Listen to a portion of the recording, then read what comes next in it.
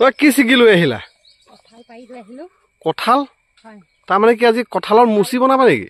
হয়, কঁঠালৰ মুচি আজি এবছৰ আগত খাইছিলো, এবছৰৰ পিছত আজি আকৌ প্ৰথমে কঁঠালৰ মুচি। একেলগে বনালেই হ'ল আৰু। এইটো আপোনাক বেলেগ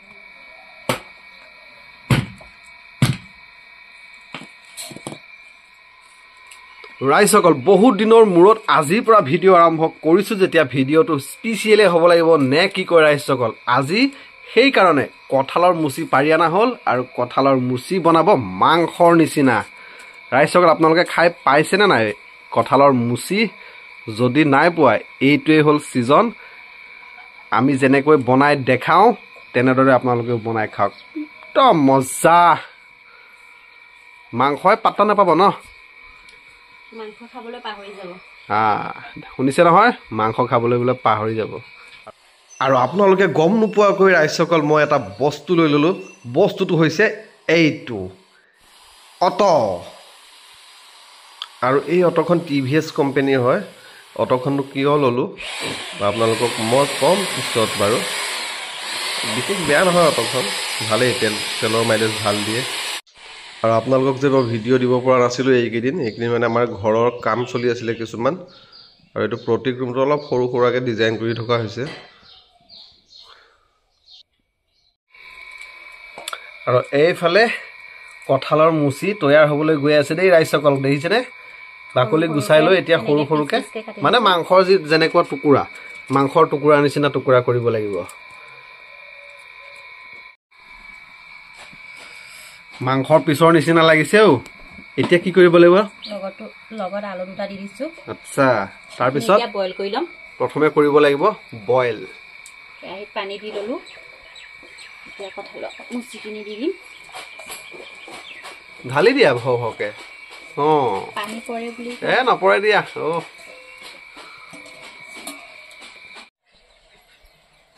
অলৰেডি বইল হৈ গ'ল, এতিয়া নমাই দিছে। একদম মাংসৰ নিচিনা লাগিছে। মাংসৰ নিচিনাই লাগিব দিয়া। ৰাইজসকল, এয়া ধৰি লওক আপোনালোকে 1 কেজি কুকুৰাৰ মাংস বনিবলৈ গৈ আছে দিয়ক।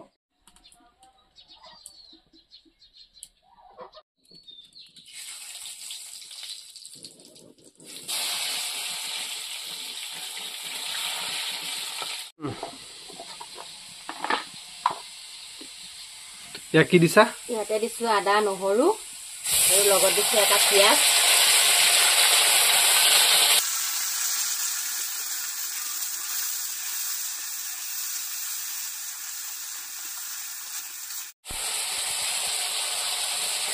নিমখ অলপ দি দিছে, তাৰপিছতে দি দিব হালধি, মানে মাংসত যিখিনি মছলাৰ প্ৰয়োজন হয়, জিৰা গুড়ি দিলে, আৰু লগত এতিয়া দি দিব জলকীয়া পাউডাৰ। মানে আমি সকলো আমি ঘৰুৱা যিখিনি মছলা সেইখিনিহে ব্যৱহাৰ কৰোঁ। আমি দোকানত কিনিবলৈ পোৱা যিটো পেকেটৰ মছলা, আমি সেই পেকেটৰ মছলা আমি ব্যৱহাৰ নকৰোঁ। গোটা বস্তু আনি আমি ঘৰতে পিচি ৰাখি লওঁ ধুনীয়াকৈ, যাক কয় ঘৰুৱা মছলা, নে কি কোৱা? দিবৰ সময় হৈ গ'ল দিয়ক। এতিয়া কঁঠালৰ মুচিখিনি, মানে মাংসখিনি বুলিয়ে ধৰি লওক আৰু।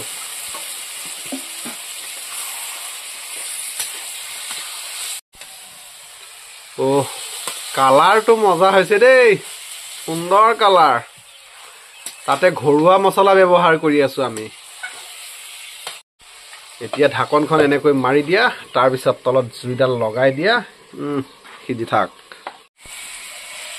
ফ্ৰাইটো অলৰেডি হৈ গ'ল ৰাইজসকল। এতিয়া দিব লাগিব পানী।